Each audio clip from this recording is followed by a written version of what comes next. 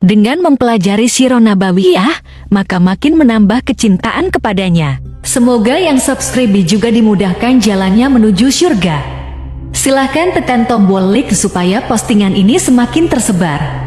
Dan tulis doa serta hajat pemirsa di kolom komentar. Semoga semakin banyak yang mengaminkan, maka semakin cepat terkabul.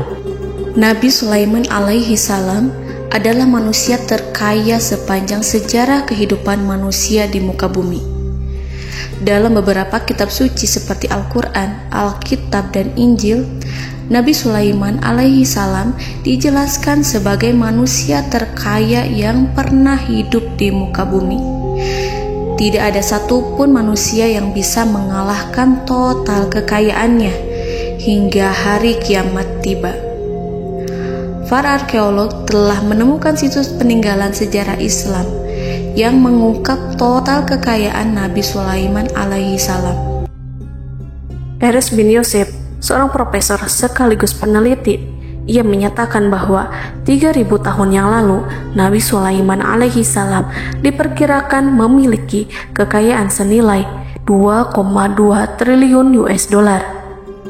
Dan apabila dikonversikan dengan nilai mata uang dolar hari ini, jika dirupiahkan, maka nilainya setara dengan 32.891.870 triliun rupiah.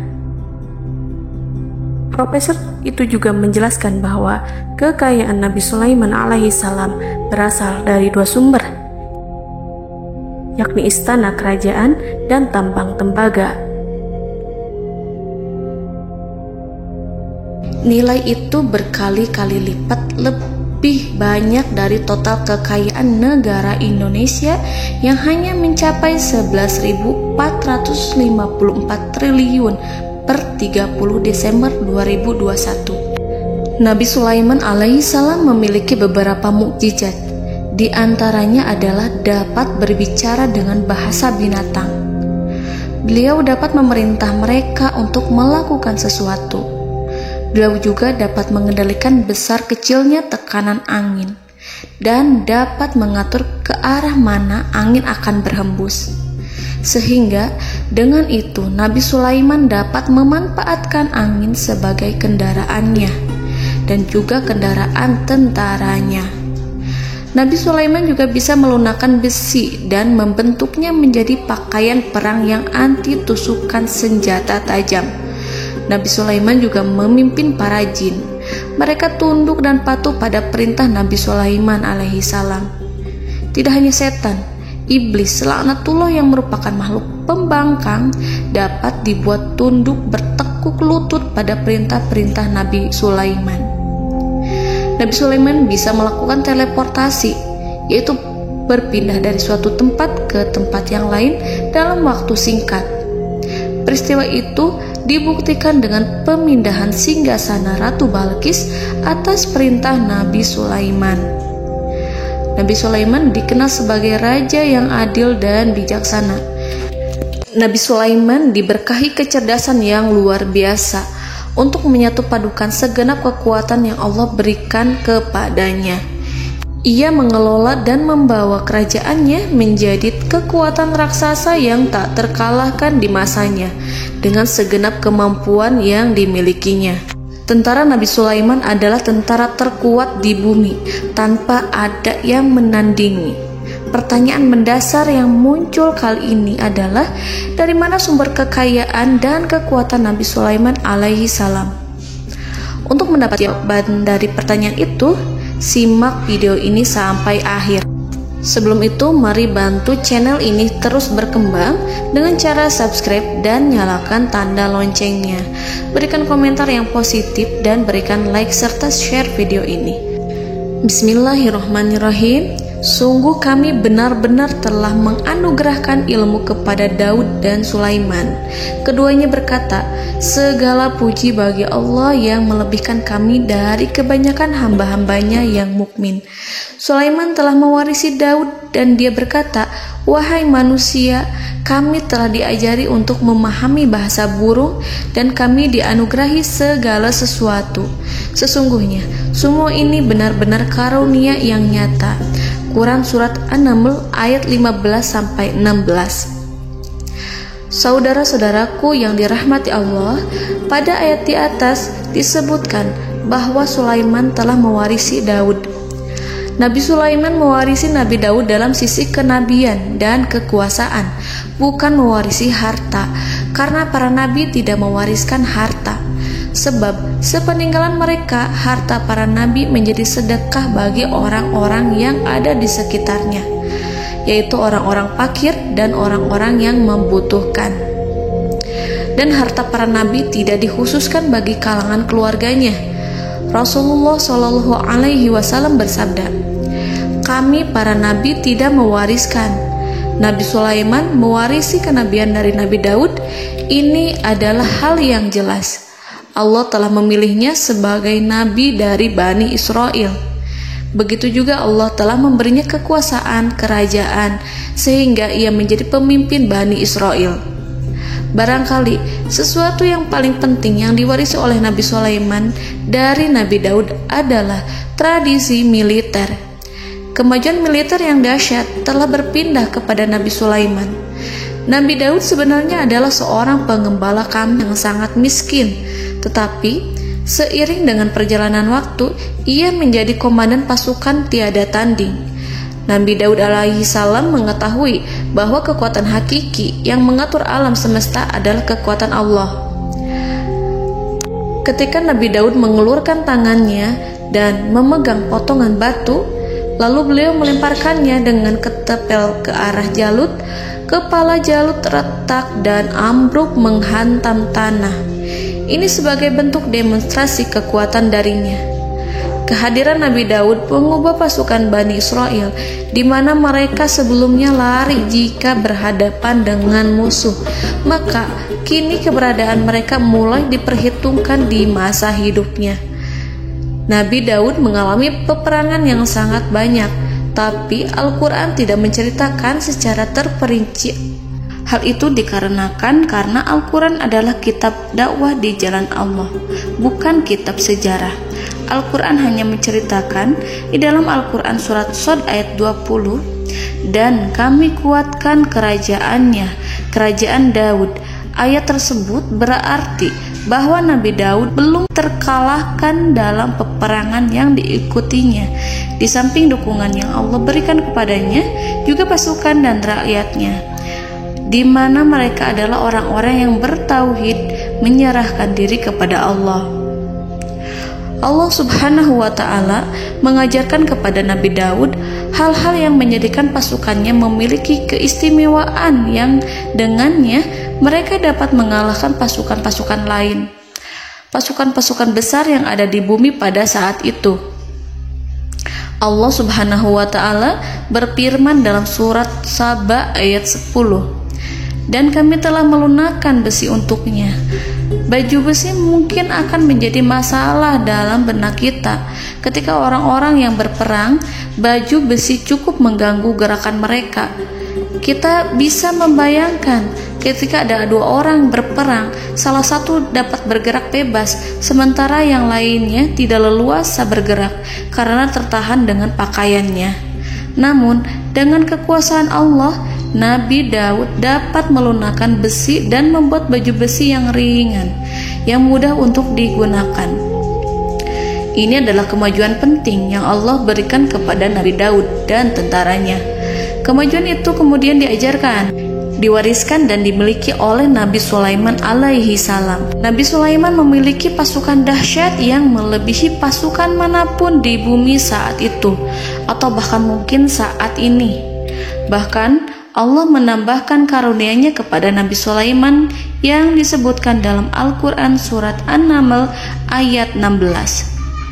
"Dan Sulaiman telah mewarisi Daud, dan dia berkata, 'Wahai manusia, kami telah diberi pengertian tentang suara burung, dan kami diberi segala sesuatu.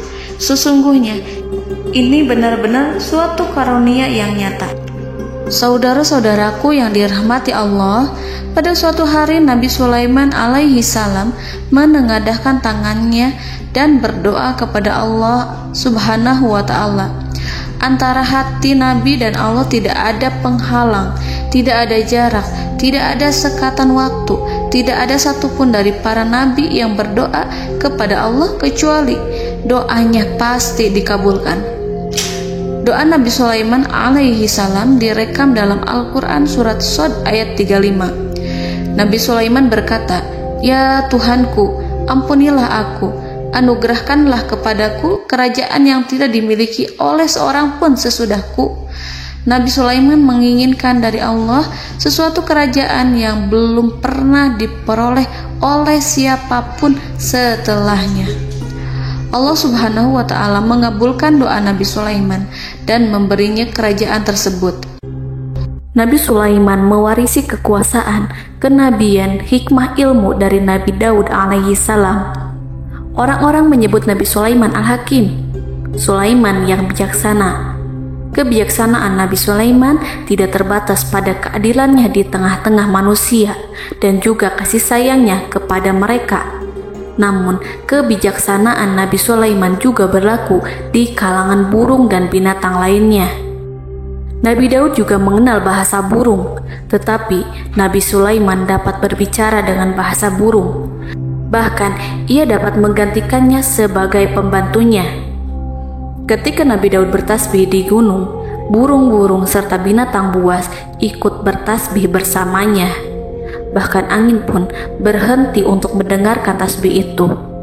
Sedangkan Nabi Sulaiman alaihi salam, Allah Subhanahu wa ta'ala memberinya karunia lebih dari itu, di mana binatang-binatang buas tunduk padanya, begitu juga angin dan burung. Saudara-saudaraku yang dirahmati Allah, Nabi Sulaiman alaihi salam mampu mendengarkan bisikan semut yang berbicara kepada sesama mereka. Bahkan ia mampu memerintahkan semut tersebut sehingga semut itu menjadi taat pada perintahnya. Pasukan Nabi Sulaiman memiliki kekuatan yang sangat dahsyat. Belum pernah ada di dunia ini satu pasukan pun yang memiliki kekuatan seperti itu. Kekuatan Nabi Sulaiman berasal dari beberapa kombinasi yang sangat mengagumkan, sehingga karenanya ia tidak dapat tertandingi. Kekuatan itu terdiri dari manusia, binatang-binatang, jin, dan lain sebagainya. Kita mengetahui bahwa jin adalah makhluk Allah dan manusia tidak mampu melihatnya atau menghadirkannya atau meminta pertolongan kepadanya. Sedangkan Nabi Sulaiman telah diberi Allah suatu kemampuan untuk menundukkan jin, mempekerjakan mereka sebagai tentara di tengah-tengah peperangan. Bahkan ia mampu menjadikan mereka sebagai pekerja-pekerja kasar di kerajaannya saat tidak ada peperangan. Oleh sebab itu, ketika ada pasukan lain yang mencoba melawan pasukan Nabi Sulaiman, mustahil mereka akan mendapatkan kemenangan. Bahkan pasukan Nabi Sulaiman diperkuat oleh pasukan burung. Burung di pasukan Nabi Sulaiman memerankan tugas penting, yaitu menjadi agen intelijen. Kita mengetahui bahwa peranan informasi saat peperangan adalah hal yang penting. Dari informasi tersebut, pasukan dapat mengetahui keadaan lawannya. Demikianlah peranan burung pada pasukan Sulaiman. Ia terbang di tengah-tengah musuh. Kemudian, ia kembali kepada Nabi Sulaiman untuk menyampaikan berita tentang keadaan lawannya. Di samping jin dan burung, Allah juga menundukkan angin untuk Nabi Sulaiman. Nabi Sulaiman dapat memerintahkan angin dan ia mampu untuk menaiki angin tersebut. Dalam Al-Quran surat Shad ayat 36-40, Allah Subhanahu wa ta'ala berfirman, "Kami tundukkan kepada angin yang berhembus dengan baik menurut kemana saja yang dikehendaki Sulaiman. Dan kami tundukkan pula kepadanya setan-setan, semuanya ahli bangunan dan penyelam, dan setan yang lain yang terikat dalam belenggu. Inilah anugerah kami, maka berikanlah kepada orang lain atau tahanlah untuk dirimu tanpa perhitungan, dan sesungguhnya dia mempunyai kedudukan yang dekat pada sisi kami dan tempat kembali yang baik." Saudara-saudaraku yang dirahmati Allah, Allah Subhanahu wa Ta'ala juga memberikan kemampuan yang tak seorang pun dari para nabi mendapatkannya, yaitu kemampuan untuk memerintah setan. Setan adalah salah satu bagian dari jin. Ia adalah kelompok yang celaka dari bangsa jin. Kelompok ini sebenarnya tidak mampu dikuasai oleh manusia. Bahkan jin yang soleh tidak dapat mengatur setan. Adapun Nabi Sulaiman, Allah telah memberinya kekuasaan untuk menundukkan setan dan mempekerjakannya, bahkan mengikatnya dengan rantai serta menghukumnya jika ia menentang pada perintahnya. Setan membangun untuk Sulaiman istana-istana, patung-patung dan alat-alat perang. Bahkan setan-setan itu menyelam ke dasar lautan untuk mengeluarkan permata dan yakut untuk Sulaiman. Jika di antara setan yang menentang perintahnya, maka Nabi Sulaiman alaihi salam mengikatnya dengan rantai. Ini semua menunjukkan kekayaan Nabi Sulaiman dan kekuasaannya, di mana ia mampu mengatur banyak makhluk di bumi ini. Tentu saja, kemampuan itu semua adalah atas izin dari Allah Subhanahu wa Ta'ala sebagai mukjizat darinya. Allah Subhanahu wa Ta'ala berfirman dalam Al-Quran surat Saba ayat 12, dan sebagian dari jin adalah yang bekerja di hadapannya di bawah kekuasaannya dengan izin Tuhannya, dan siapa yang menyimpang di antara mereka dari perintah kami, maka kami rasakan kepadanya azab neraka yang apinya menyala-nyala. Para jin itu membuat untuk Sulaiman apa yang dikehendakinya, dari gedung-gedung yang tinggi, patung-patung, dan piring-piring yang besarnya seperti kolam, atau periuk yang tetap berada di atas tungku. Saudara-saudaraku yang dirahmati Allah, Nabi Sulaiman yang bijaksana adalah penguasa yang tak tertandingi di muka bumi. Meskipun memperoleh nikmat-nikmat khusus yang agung itu yang Allah berikan kepada Sulaiman, beliau tetap menunjukkan dirinya sebagai manusia yang paling banyak berzikir kepada Allah dan manusia yang paling banyak bersyukur di zamannya. Saudara-saudaraku yang dirahmati Allah, sebagaimana Allah Subhanahu wa Ta'ala memberikan nikmat kepada ayahnya Nabi Daud alaihi salam, di mana ia mampu melunakkan besi dan Allah mengajarinya bagaimana cara mencairkan besi, maka Nabi Sulaiman alaihi salam dapat memanfaatkan tembaga yang cair untuk peperangan. Dan juga di saat perdamaian, pada saat peperangan, beliau mencampur tembaga dengan besi dan menjadikannya perunggu. Mereka menggunakan senjata-senjata perunggu dalam peperangan seperti pedang, baju besi, dan juga pisau. Senjata-senjata ini adalah senjata yang paling kuat pada saat itu. Sedangkan di saat damai, tembaga digunakan untuk membuat bangunan, perhiasan, dan sebagainya.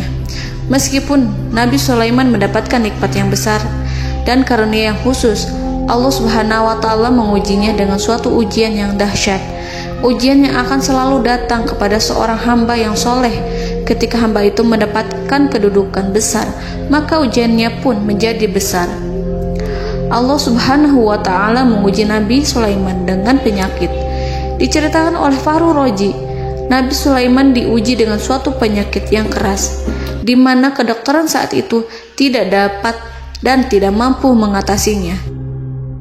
Sakitnya Nabi Sulaiman sangat keras sehingga para dokter dari kalangan manusia ataupun jin tidak mampu menghilangkan penyakit itu. Lalu burung-burung menghadirkan rumput-rumput yang dianggapnya sebagai obat, tetapi Nabi Sulaiman tak kunjung sembuh. Semakin hari penyakit Nabi Sulaiman semakin menjadi-jadi, sehingga ketika Nabi Sulaiman duduk di atas kursi, ia duduk bagaikan tubuh tanpa roh. Seakan-akan ia mati karena saking keras penyakit yang dideritanya. Sakit yang diderita oleh Nabi Sulaiman alaihi salam berlangsung sangat lama. Namun Nabi Sulaiman tidak henti-hentinya berzikir kepada Allah dan meminta kesembuhan kepadanya, serta selalu beristighfar dan mengungkapkan rasa cinta kepadanya. Selesailah ujian Allah terhadap hambanya Nabi Sulaiman. Beliau pun sembuh. Nabi Sulaiman merasakan kembali kesehatannya Setelah ia mengetahui segala kejayaan dan segala kekuasaan serta segala kebesarannya, tidak lagi mampu menghilangkan penyakit yang dideritanya, kecuali jika Allah menghendaki. Saudara-saudaraku yang dirahmati Allah, Nabi Sulaiman telah membangun tempat ibadah, tempat sujud, sehingga manusia menyembah Allah di dalamnya. Orang-orang yang membangunnya berjumlah puluhan ribu orang. Tentu setiap kelompok dari mereka memiliki pekerjaan masing-masing. Di antara mereka ada yang mencairkan tembaga, di antara mereka ada yang tukang pahat, ada yang tukang ukir, ada yang membelah batu, ada yang memotong kayu, ada yang mendatangkan rumput-rumput dari Libanon, ada yang mendatangkan emas dan menjadikannya lempengan-lempengan yang mengkilat untuk menutupi kayu, serta untuk melapisi dinding-dinding. Bahkan golongan jin pun membantu membangun tempat tersebut, tentu dengan perintah dan bimbingan Nabi Sulaiman. Mereka membuat patung-patung yang besar, membuat bejana yang besar untuk tempat makan para tentara dan pekerja, yaitu bejana seperti gunung. Karena saking berat dan besarnya, mereka juga membuat tempat-tempat minum yang besarnya seperti kolam. Nabi Sulaiman mengawasi para pekerjanya dan juga mengurusi masyarakatnya, di mana beliau mengenali problem mereka dan berusaha memecahkannya. Beliau juga mengawasi pasukan dari kalangan binatang dan burung. Beliau mengetahui apabila ada satu di antara mereka yang tidak datang, kemana ia pergi, serta mengapa ia pergi. Nabi Sulaiman menguasai pengetahuan itu semua. Nabi Sulaiman bukan hanya mengetahui problem tentara-tentaranya dari kalangan manusia ataupun tentaranya dari kalangan burung, namun ia juga menunjukkan kasih sayang terhadap semut, di mana beliau mendengar bisikannya dan tidak suka untuk menginjaknya. Nabi Sulaiman selalu menundukkan kepalanya ke bumi sebagai bentuk rasa rendah diri dan syukur kepada Allah. Pada suatu hari, Nabi Sulaiman alaihi salam berjalan di depan tentaranya, dan tiba-tiba ia mendengar suara semut yang berkata kepada temannya dari kalangan semut. Hal itu terekam dalam Al-Quran surat An-Naml ayat 18-19. Wahai semut-semut, masuklah ke dalam sarang-sarangmu agar kamu tidak terinjak oleh Sulaiman dan tentaranya, sedangkan mereka tidak menyadarinya. Nabi Sulaiman alaihi salam tersenyum mendengar itu, dan ia berdoa, "Ya Allah, ya Tuhanku, berilah aku ilham untuk tetap mensyukuri nikmat-Mu yang telah Engkau anugerahkan kepadaku dan kepada kedua orang ibu bapakku, dan untuk mengerjakan amal soleh yang Kau ridhoi, dan masukkanlah aku ke dalam rahmat-Mu, ke dalam golongan hamba-hamba-Mu yang soleh." Saudara-saudaraku yang dirahmati Allah, meskipun Nabi Sulaiman mendapatkan kekuasaan dan memiliki tentara yang besar, namun beliau menunjukkan kasih sayang terhadap bangsa semut. Beliau mendengarkan bisikannya dan melihat semut yang ada di depannya. Oleh karena itu, tak mungkin baginya untuk menginjak golongan semut itu. Nabi Sulaiman bersyukur kepada Allah telah memberinya nikmat, yaitu nikmat rahmat dan kasih sayang. Di samping itu, Nabi Sulaiman alaihi salam adalah orang paling kaya di dunia. Istananya terbuat dari kayu gaharu yang memiliki wangi harum. Istananya terbuat dari emas yang terkadang dari kristal. Beliau juga memiliki kursi besar yang terbuat dari emas dan permata. Istana Nabi Sulaiman merupakan istana yang paling besar di dunia. Nabi Sulaiman menggunakan pakaian dari emas dan permata. Meskipun demikian, Nabi Sulaiman tetap menunjukkan sebagai hamba yang berserah diri dan rendah diri di hadapan Allah Subhanahu wa Ta'ala. Nabi Sulaiman yang merendahkan diri di hadapan Allah, ia selalu sujud kepada Allah, sebagaimana ayahnya yang selalu bertasbih pada Allah. Nabi Sulaiman selalu melantunkan lagu-lagu cinta ilahi dan hanya memuji Allah Subhanahu wa Ta'ala. Pada suatu hari, Nabi Sulaiman alaihi salam mengeluarkan perintah kepada pasukannya untuk bersiap-siap. Kemudian, Nabi Sulaiman keluar dan memeriksa pasukannya satu demi satu. Kelompok yang pertama adalah kelompok manusia. Nabi Sulaiman memperhatikan kesiapan mereka. Lalu Nabi Sulaiman mengeluarkan perintah-perintah kepada mereka. Kemudian Nabi Sulaiman memeriksa kelompok jin. dan menyampaikan perintahnya kepada mereka. Beliau memenjarakan jin yang tampak bermalas-malasan saat bekerja. Lalu beliau memeriksa binatang dan berkata kepada mereka, apakah mereka sudah makan dengan baik? Apakah mereka tidur dengan nyenyak? Apakah ada yang mengadu pada mereka, misalkan karena penyediaan makanan yang tidak layak? Apakah ada di sana yang sakit dan lain sebagainya? Ketika Nabi Sulaiman merasa puas dengan semuanya, Nabi Sulaiman memasuki tenda tempat berkumpulnya para burung. Nabi Sulaiman alaihissalam kemudian memasuki tenda tersebut, mengamati keadaan di sekitarnya, sehingga beliau mengetahui bahwa ada satu burung yang tidak hadir, yaitu burung hudhud.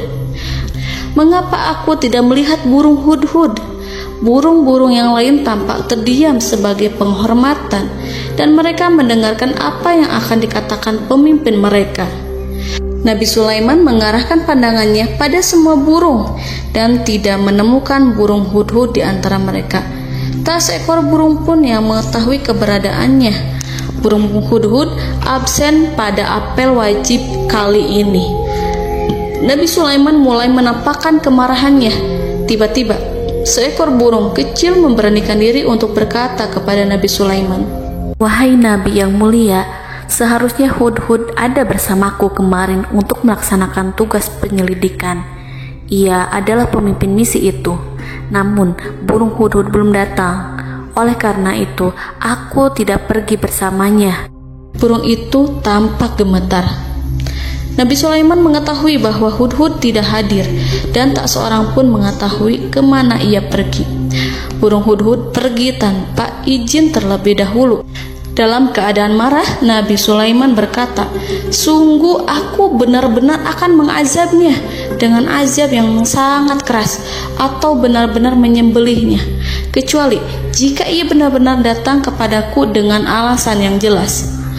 Kawanan burung-burung mengetahui bahwa Nabi Sulaiman sedang marah dan telah menetapkan untuk menyiksa burung hudhud atau menyembelihnya, atau justru memaafkannya dengan syarat ia datang dengan membawa alasan yang dapat menyelamatkannya, atau dengan kata lain, burung hudhud dapat memastikan bahwa ia melaksanakan tugas yang penting.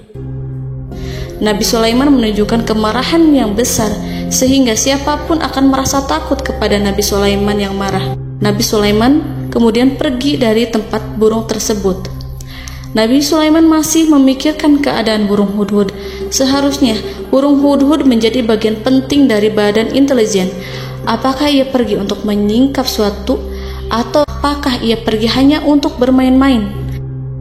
Nabi Sulaiman telah memperhatikan dan mengetahui bahwa burung hudhud adalah seekor burung yang cerdik dan juga fasih berbicara. Terkadang Nabi Sulaiman mendapati burung hudhud sedang bermain-main dan menunda-nunda pekerjaannya. Namun ketika Nabi Sulaiman melihatnya, burung hudhud memahami bahwa perbuatannya tidak benar. Oleh karena itu, ia tidak boleh menyampur adukan antara waktu serius dan waktu bermain. Tidak lama setelah itu, burung hudhud tiba di tempat para burung.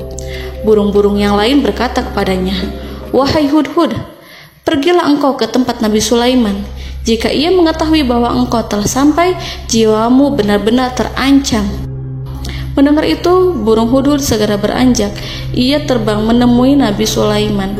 Pada waktu itu, Nabi Sulaiman sedang duduk bersama tentaranya yang lain. Burung hudhud berdiri. Ia telah merencanakan untuk memulai pembicaraan dengan Nabi Sulaiman sebelum Nabi Sulaiman bertanya kepadanya kemana dia pergi. Ini sebagai bukti bahwa hudhud telah melaksanakan suatu tugas yang penting.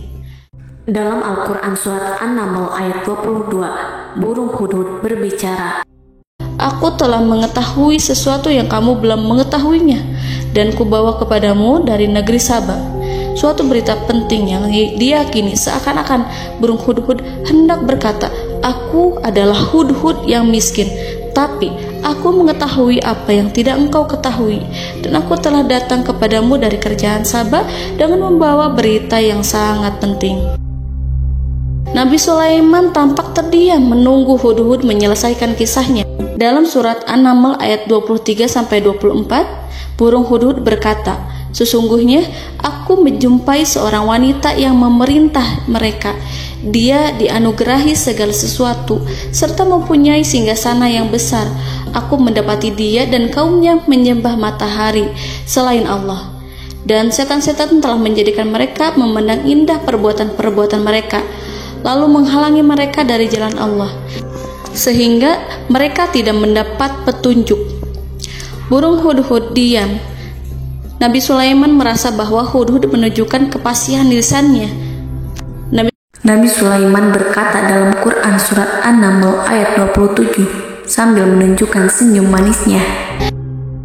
Nabi Sulaiman berkata, "Akan kami lihat apakah kamu benar wahai hudhud, ataukah kamu termasuk orang-orang yang berdusta." Seakan-akan burung hudhud ingin mengatakan, "Aku tidak berbohong, wahai Nabi yang mulia." Namun diamnya Sulaiman membuat takut sehingga burung hudhud terdiam. Nabi Sulaiman terdiam karena berpikir, lalu ia memutuskan sesuatu setelah itu. Beliau melihat kepada lainnya dan meminta secari kertas. Nabi Sulaiman menulis surat singkat dan menyerahkannya kepada hudhud, serta memerintahkan kepadanya seperti yang dikatakan dalam Quran surat An-Naml ayat 28. "Pergilah dengan membawa suratku ini, lalu jatuhkanlah kepada mereka, kemudian berpalinglah dari mereka, lalu perhatikanlah apa yang mereka bicarakan."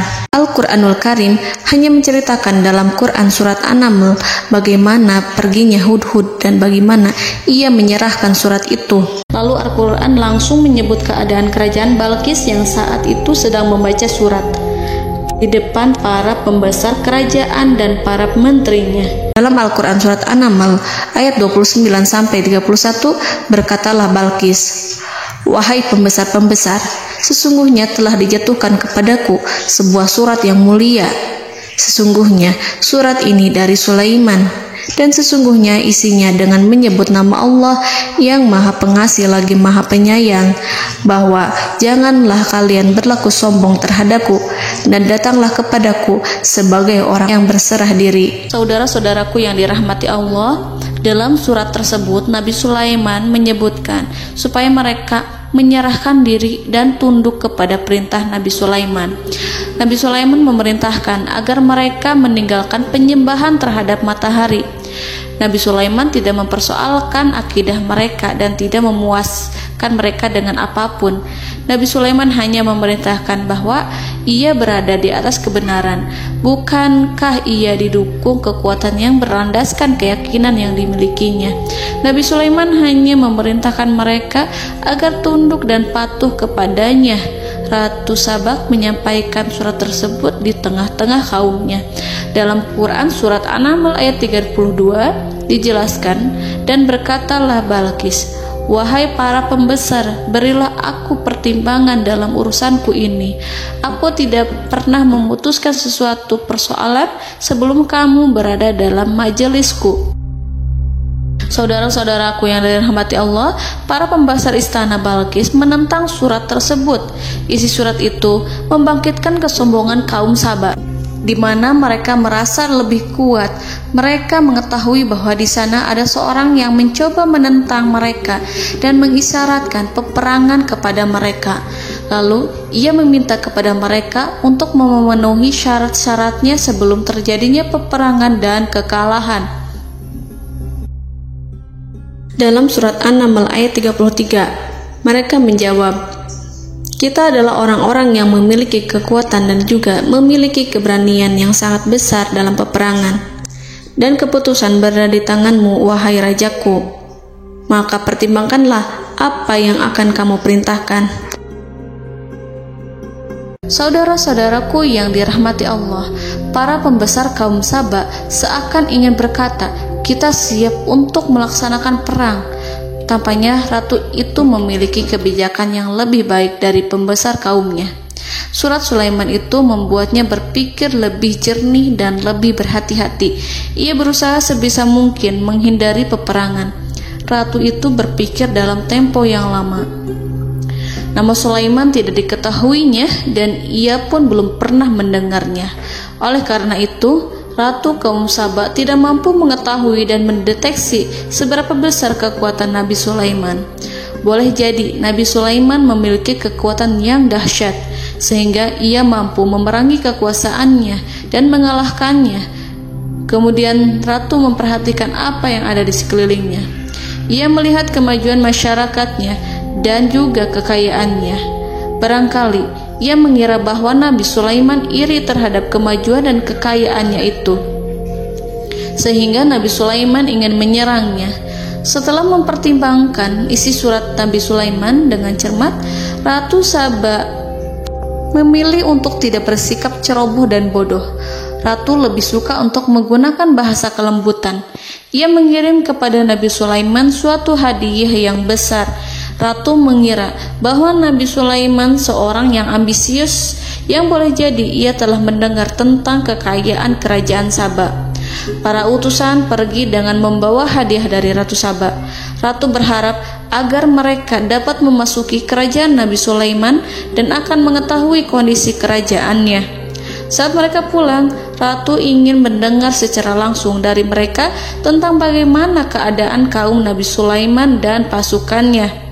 Setelah mendapatkan informasi yang cukup, maka Ratu Balqis dapat membuat sesuatu keputusan yang tepat.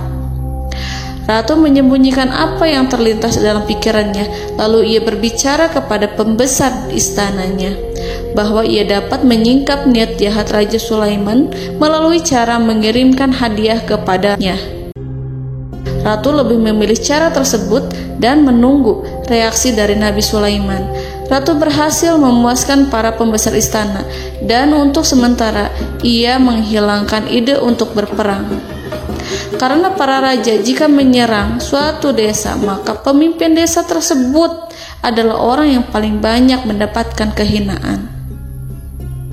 Akhirnya, para pembesar kaumnya merasa puas dengan pikiran Ratu Balqis.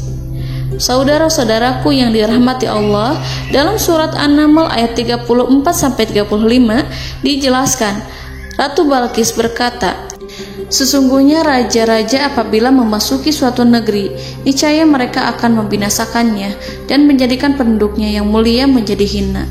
Dan demikian pula lah yang akan mereka perbuat. Dan sesungguhnya aku akan mengirim utusan kepada mereka dengan membawa hadiah, dan aku akan menunggu apa yang akan dibawa kembali oleh utusan itu." Kemudian sampailah hadiah dari Ratu Balqis kepada Nabi Sulaiman. Para intelijen Nabi Sulaiman memberitahunya bahwa utusan Balqis datang dengan membawa hadiah. Nabi Sulaiman langsung mengetahui bahwa Ratu Balqis itu sengaja mengirim orang-orangnya untuk mengetahui atau untuk mendapatkan informasi tentang kekuatannya. Lalu setelah itu ia akan mengambil keputusan atau mengambil sikap kepada kerajaan Sulaiman. Nabi Sulaiman segera memanggil semua pasukannya untuk berkumpul. Utusan Balqis segera memasuki istana Nabi yang dipenuhi dengan pasukan yang besar, bersenjata. Melihat itu, utusan Ratu Balqis tercengang dan terkejut ketika mereka melihat kekayaan yang mereka bawa tidak ada apa-apanya dibandingkan dengan kerajaan Nabi Sulaiman. Hadiah mereka tampak tidak berarti. Emas yang mereka bawa tampak tidak memiliki makna saat mereka memasuki istana Nabi Sulaiman yang terbuat dari kayu-kayu pohon gaharu yang mengeluarkan bau yang harum serta dihiasi dengan emas permata. Para utusan Ratu Balqis berdiri bersama Nabi Sulaiman dan menyaksikan bagaimana Nabi Sulaiman mengendalikan pasukannya. Kemudian mereka mulai berpikir tentang kekuatan dan kualitas pasukan Nabi Sulaiman.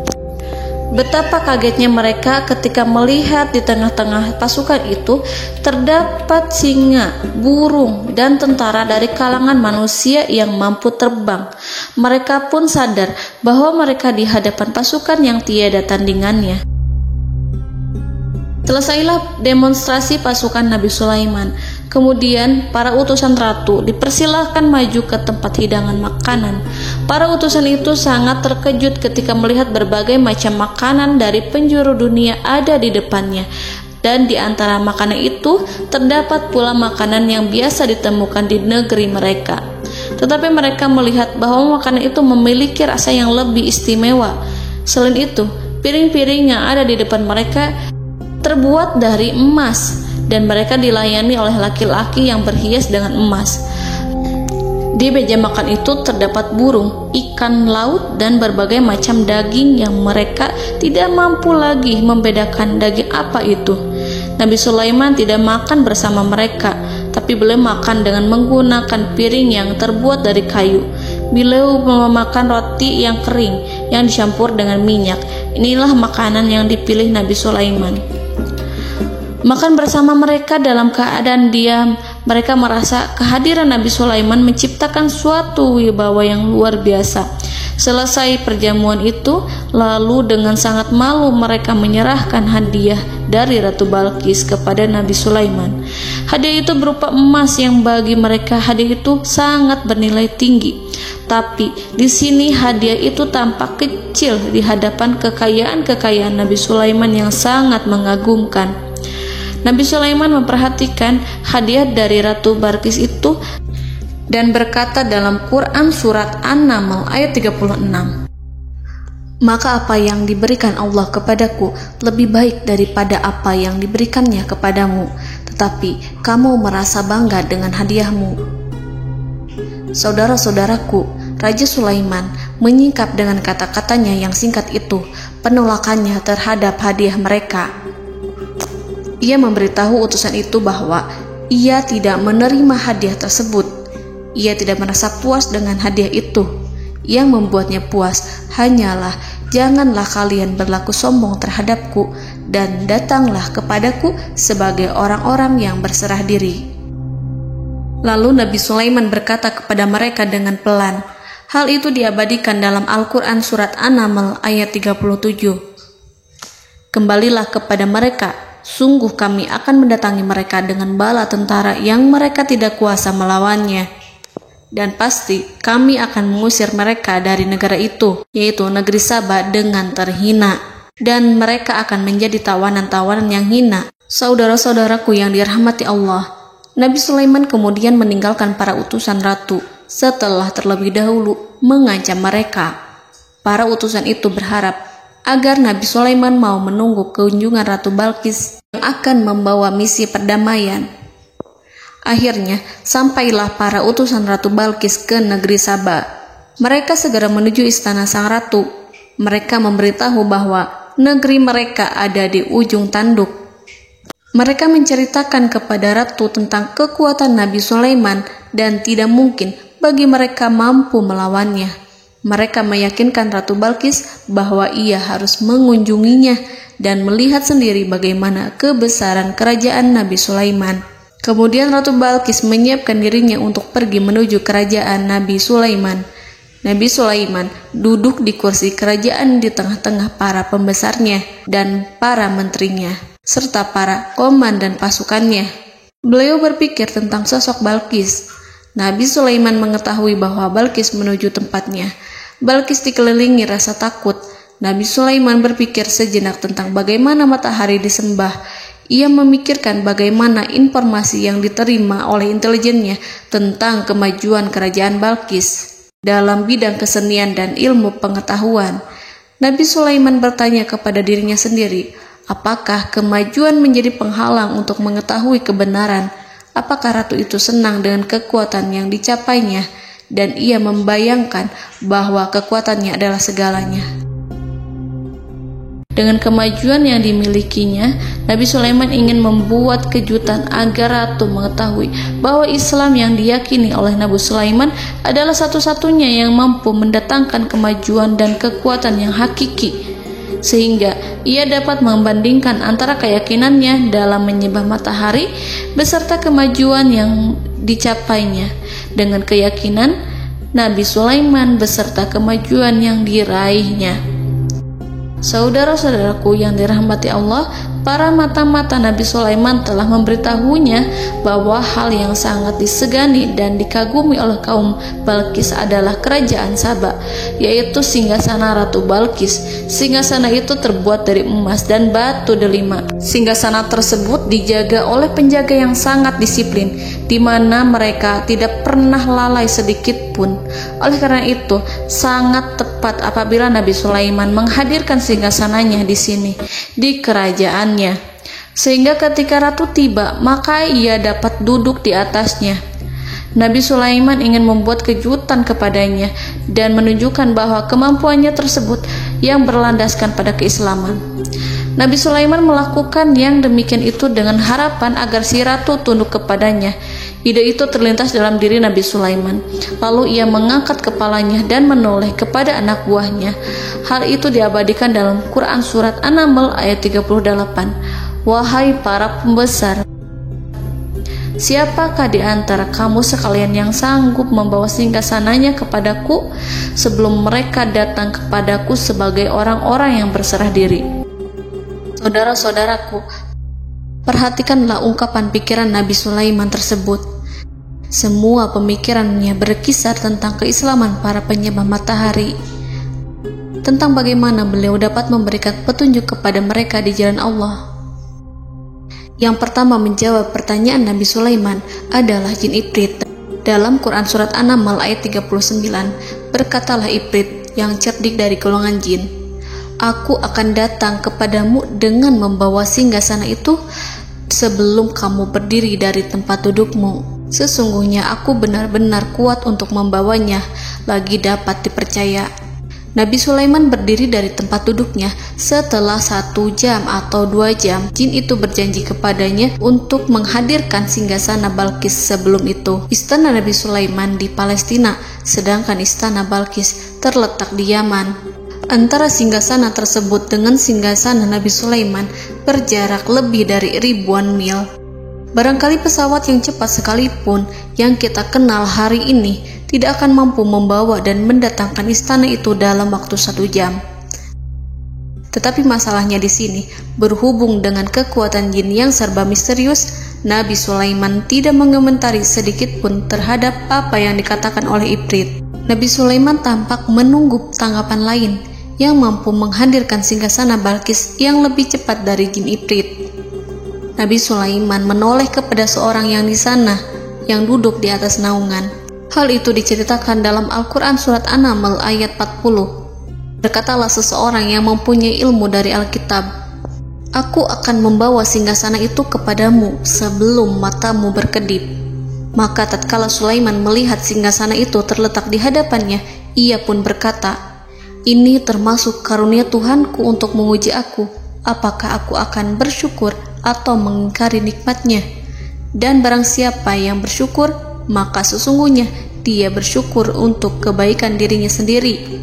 Dan barang siapa yang ingkar, maka sesungguhnya Tuhanku Maha Kaya lagi Maha Mulia." Saudara-saudaraku, belum lama seseorang yang mempunyai ilmu dari Alkitab menyatakan kalimatnya, sehingga singgasana itu tiba-tiba ada di depan Nabi Sulaiman, yang mampu menghadirkan singgasana itu lebih cepat dari kedipan mata. Al-Quranul Karim tidak menyingkap kepribadian seseorang yang menghadirkan singgasana itu. Al-Quran hanya menggarisi bahwa orang itu mempunyai ilmu dari Alkitab. Al-Quran tidak menjelaskan kepada kita apakah ia seorang malaikat, ataukah manusia, ataukah jin. Al-Quran sengaja tidak menyingkap hakikat kitab yang dimaksud. Saudara-saudaraku yang dirahmati Allah, setelah melihat singgasana itu, Nabi Sulaiman bersyukur kepada Allah. Ia mulai memperhatikan singgasana sang ratu. Singgasana tersebut merupakan simbol pembangunan dan juga kemajuan. Tetapi tampaknya ia hanya sesuatu yang biasa saja jika dibandingkan dengan kekuasaan dan kebesaran ciptaan yang dibuat oleh manusia dan jin di kalangan istana Nabi Sulaiman. Nabi Sulaiman memikirkan dalam tempo yang sangat lama singgasana Ratu Balkis itu. Kemudian beliau memerintahkan agar singgasana itu diperbaiki, sehingga saat Ratu Balkis datang, dia akan mengujinya. Apakah Ratu Balkis dapat mengenali singgasananya ataukah tidak? Dalam Al-Quran Surat An-Naml ayat 41, Nabi Sulaiman berkata, "Ubahlah baginya singgasananya, maka kita akan melihat apakah dia mengenal ataukah dia termasuk orang-orang yang tidak mengenalnya." Saudara-saudaraku yang dirahmati Allah, Nabi Sulaiman memerintahkan agar dibangun istana yang akan digunakan untuk menyambut Ratu Balkis. Nabi Sulaiman memilih tempat di laut, dan ia memerintahkan agar dibangun suatu istana di mana sebagian besarnya terdiri dari air laut. Nabi Sulaiman memerintahkan agar lantainya itu terbuat dari kaca yang tebal dan kuat, sehingga orang-orang yang berjalan di atas istana itu akan dapat melihat di bawahnya ada ikan-ikan berwarna-warni yang berenang-renang. Dan mereka akan melihat rumput-rumput laut yang bergerak-gerak. Akhirnya, selesailah pembangunan istana itu. Saking bersihnya kaca lantainya, sehingga tampak di sana tidak ada kaca. Burung hudhud memberitahu Nabi Sulaiman bahwa Balqis telah sampai dekat kerajaannya. Kemudian Ratu Balqis datang. Al-Quran tidak menyebutkan keadaan Nabi Sulaiman saat menyambut Balqis, namun Al-Quran menunjukkan dua sikap Ratu Balqis. Yang pertama, bagaimana sikap Balqis ketika pertama kali melihat singgasananya yang datang mendahuluinya, padahal ia telah meninggalkan pengawalannya untuk tetap setia menjaga singgasananya itu. Keadaan kedua adalah keadaan di depan istana yang dibangun untuk penyambutan Balqis. Istana itu penuh dengan permata yang berenang-renang di bawahnya ikan-ikan. Dalam Quran Surat An-Naml ayat 42 dijelaskan, dan ketika Balqis datang, ditanyakanlah kepadanya, serupa inikah singgasanamu? Balqis menjawab, seakan-akan singgasana ini adalah singgasanaku. Kami telah diberi pengetahuan sebelumnya, dan kami adalah orang-orang yang berserah diri. Saudara-saudaraku, pada dialek di atas, Balqis melihat singgasananya dan ia tercengang saat mengetahui bahwa itu adalah singgasana miliknya. Namun kemudian ia mulai ragu karena melihat tidak sepenuhnya itu singgasana miliknya. Jika itu benar-benar miliknya, lalu bagaimana ia datang mendahuluinya? Dan bila bukan singgasananya, maka bagaimana Sulaiman dapat meniru sepersis dan seteliti itu? Padahal Sulaiman tidak pernah sekalipun ke kerajaannya. Nabi Sulaiman berkata saat melihat Balqis mengamati singgasananya, apakah ini singgasanamu? Balqis terlihat sangat kebingungan, namun setelah itu ia menjawab, sepertinya benar. Nabi Sulaiman berkata, kami telah diberi ilmu sebelumnya dan kami sebagai orang-orang muslim. Saudaraku yang dirahmati Allah, melalui pertanyaan Nabi Sulaiman ingin mengisyaratkan kepada Balqis agar ia membandingkan antara keyakinannya beserta ilmu yang dicapainya dengan keyakinan Nabi Sulaiman yang muslim beserta pengetahuan yang telah diraihnya. Penyembahan terhadap matahari dan pencapaian ilmu yang dicapai oleh Ratu Balqis tanpa tidak ada apa-apanya dibandingkan dengan ilmu Nabi Sulaiman dan keislaman. Nabi Sulaiman telah mendahuluinya dalam bidang ilmu karena keislamannya. Karena itu, sangat mudah baginya untuk mengungguli Balqis dalam ilmu-ilmu yang lainnya. Demikianlah yang disyaratkan dalam pertanyaan Nabi Sulaiman kepada Ratu Balqis. Ratu Saba itu mengetahui bahwa ini adalah singgasananya, di mana singgasana itu datang lebih dahulu daripada dirinya.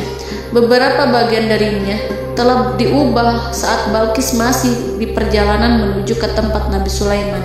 Ia berpikir kemampuan apa yang dimiliki Nabi Sulaiman. Ratu Balqis tercengang melihat apa yang disaksikannya, yang berupa buah dari keimanan Nabi Sulaiman dan hubungannya dengan Allah Subhanahu wa Ta'ala.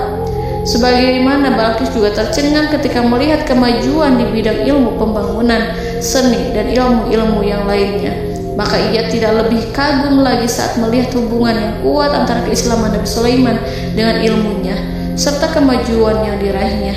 Dalam Al-Quran Surat An-Naml ayat 43 dijelaskan, dan apa yang disembahnya selama ini selain Allah mencegahnya untuk melahirkan keislamannya, karena sesungguhnya ia terdahulu termasuk orang-orang yang kafir. Saudara-saudaraku yang dirahmati Allah, berguncanglah dalam benak Balqis ribuan hal ketika melihat keyakinan kaumnya runtuh di hadapan Nabi Sulaiman. Ia menyadari matahari yang disembahnya hanya merupakan ciptaan Allah, dan Allah lah yang menggerakkannya untuk hamba-hambanya. Lalu terbitlah matahari kebenaran dalam dirinya. Hatinya diterangi oleh cahaya baru yang tidak akan tenggelam seperti tenggelamnya matahari. Masa keislamannya hanya menunggu waktu. Ratu Balqis memilih waktu yang tepat untuk mengumumkan keislamannya. Allah Subhanahu wa Ta'ala berfirman dalam Quran Surat An-Naml ayat 44. Dikatakan kepadanya, masuklah ke dalam istana. Maka tatkala ia melihat lantai istana itu, dikiranya kolam air yang besar dan disingkapnya 2 betisnya.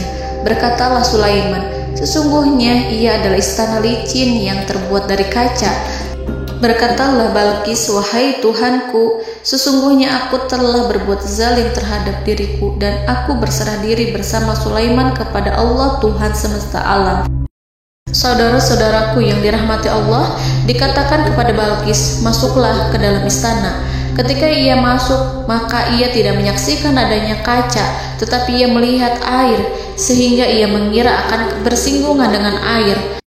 Lalu ia menyingkapkan sedikit bajunya agar bajunya itu tidak basah. Nabi Sulaiman mengingatkannya tanpa melihatnya agar ia tidak khawatir terhadap pakaiannya, karena pakaiannya tidak akan basah, sebab di sana tidak ada air. Itu sekedar kaca yang halus, yang saking halusnya sehingga ia tidak tampak. Pada kesempatan itulah Balqis mengumumkan keislamannya yang mengakui kelalimannya, dan ia menyatakan menyerahkan diri kepada Nabi Sulaiman dan kepada Allah Tuhan semesta alam. Lalu kaumnya pun mengikutinya dan mereka memeluk Islam. Balqis menyadari ia berhadapan dengan penguasa yang terbesar di bumi dan Nabi Allah yang mulia. Untuk pertama kalinya, wajah Sulaiman tampak dihiasi dengan senyuman yang menunjukkan kepuasannya sejak Balqis mengunjunginya. Demikianlah Nabi Sulaiman mewujudkan kejayaannya yang hakiki dan menyebarkan cahaya Islam di muka bumi. Saudara-saudaraku, Al-Quran tidak menyebutkan kisah Balqis setelah keislamannya. Para ahli tafsir mengatakan bahwa ia menikah dengan Nabi Sulaiman. Selain itu, ada yang mengatakan bahwa ia menikah dengan salah satu orang dekat Nabi Sulaiman. Ada juga yang mengatakan bahwa sebagian Raja Habasyah adalah keturunan dari buah perkawinan ini. Wallahu a'lam bishawab. Saudara-saudaraku yang dirahmati Allah, Nabi Sulaiman hidup di tengah-tengah kejayaan dan kemuliaan di bumi. Kemudian Allah menetapkan kematian untuknya, sebagaimana kehidupan Sulaiman berada di puncak kemuliaan dan kejayaan yang penuh dengan keajaiban yang luar biasa. Maka kematiannya pun merupakan tanda-tanda kebesaran Allah yang penuh dengan keajaiban. Demikianlah bahwa kematiannya sesuai dengan kehidupannya, sesuai dengan kejayaannya.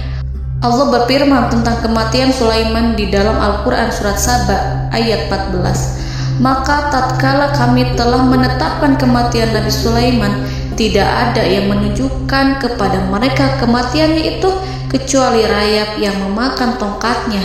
Maka tatkala ia telah tersungkur, tahulah jin bahwa kalau sekiranya mereka mengetahui yang gaib, tentulah mereka tidak akan tetap dalam siksa yang menghinakan. Saudara-saudaraku, kemampuan Nabi Sulaiman untuk menundukkan jin dan mempekerjakan mereka serta hubungan mereka dengan semua itu menimbulkan fitnah di tengah-tengah manusia. Dalam hal tertentu, kematian Nabi Sulaiman merupakan batasan jawaban terhadap fitnah ini. Kami tidak mengetahui siapa yang mengklaim bahwa jin mengetahui hal yang gaib. Apakah itu setan yang terkutuk, atau jin yang bodoh, atau manusia yang tertipu? Kami tidak mengetahui siapa yang bertanggung jawab terhadap tersebarnya isu yang keliru ini. Yang kita ketahui adalah bahwa hal tersebut adalah mempengaruhi sebagian manusia dan jin. Barangkali manusia berkata kepada diri mereka, selama jin melakukan perbuatan yang luar biasa ini, maka apa gerangan yang menjadikan mereka tidak mengetahui hal yang gaib itu? Manusia itu lupa bahwa kunci kegaiban berada di tangan Allah. Masalah ilmu gaib tidak akan mampu dikuasai oleh jin dan manusia. Hanya Dia yang mengetahuinya, dan manusia diberitahu hanya sedikit sekali. Saudara-saudaraku yang dirahmati Allah, seakan-akan Allah telah merencanakan bahwa kematian Sulaiman bertujuan untuk menghancurkan pemikiran itu, yaitu pemikiran bahwa jin mengetahui hal-hal yang gaib. Jin bekerja untuk Nabi Sulaiman selama beliau hidup, dan tatkala beliau meninggal, maka tugas mereka menjadi bebas. Nabi Sulaiman meninggal tanpa diketahui oleh jin, sehingga mereka tetap bekerja untuk mereka, tetap mengabdi kepada Sulaiman. Seandainya mereka mengetahui hal yang gaib, niscaya mereka tidak akan meneruskan pekerjaan mereka. Saudara-saudaraku, pada suatu hari Nabi Sulaiman memasuki mihrabnya untuk itikaf ibadah dan beribadah kepada Allah. Tak seorang pun yang berani mengganggu khalwatnya. Mihrab Sulaiman terletak di puncak gunung dan dindingnya terbuat dari permata. Pada suatu hari Nabi Sulaiman duduk bersandar pada tongkatnya dan ia tampak tenggelam dalam tafakur. Beliau berzikir pada Allah hingga rasa kantuk menguasainya. Lalu setelah itu malaikat maut menemuinya. Nabi Sulaiman pun meninggal. Beliau bersandar kepada tongkatnya. Jin melihatnya dan mengira bahwa beliau sedang sholat, sehingga mereka pun terus melanjutkan pekerjaannya. Berlalulah hari demi hari yang panjang. Datanglah rayap, yaitu semut kecil yang memakan kayu. Hewan itu mulai memakan tongkat Nabi Sulaiman. Rayap itu tampak lapar. Sebagian dari tongkat Nabi Sulaiman dimakan beberapa hari oleh rayap itu. Ketika yang dimakannya semakin bertambah, maka tongkat itu pun menjadi rusak dan kemudian jatuh dari tangan Nabi Sulaiman alaihi salam. Tubuh mulia itu kehilangan keseimbangan dan kemudian jatuh terhempas di bumi. Tatkala tubuh suci itu tersungkur, maka manusia segera menuju ke arahnya. Mereka menyadari dan mengetahui bahwa Nabi Sulaiman telah meninggal dalam waktu yang lama. Jin menyadari bahwa mereka tidak mengetahui hal yang gaib, dan manusia pun mengetahui hakikat ini. Seandainya jin mengetahui hal yang gaib, niscaya ia tidak akan meneruskan siksa yang hina. Mereka tidak akan bekerja kepada Sulaiman. Demikianlah Nabi Sulaiman alaihi salam meninggal dalam keadaan duduk dan sholat di mihrabnya. Lalu berita itu tersebar bagaikan api di bumi. Manusia, burung, dan binatang buas mengantarkan jenazah Nabi Sulaiman. Sekawanan burung tampak sedih dan menangis. Semua makhluk bersedih. Akhirnya tak seorang pun mengetahui bahasa burung di bumi. Meninggallah seorang yang memahami pembicaraan burung, binatang-binatang, jin, dan lain sebagainya. Burung-burung itu berkata, betapa beratnya kehidupan di tengah orang-orang yang tidak mengetahui pembicaraan kita. Allahu a'lam.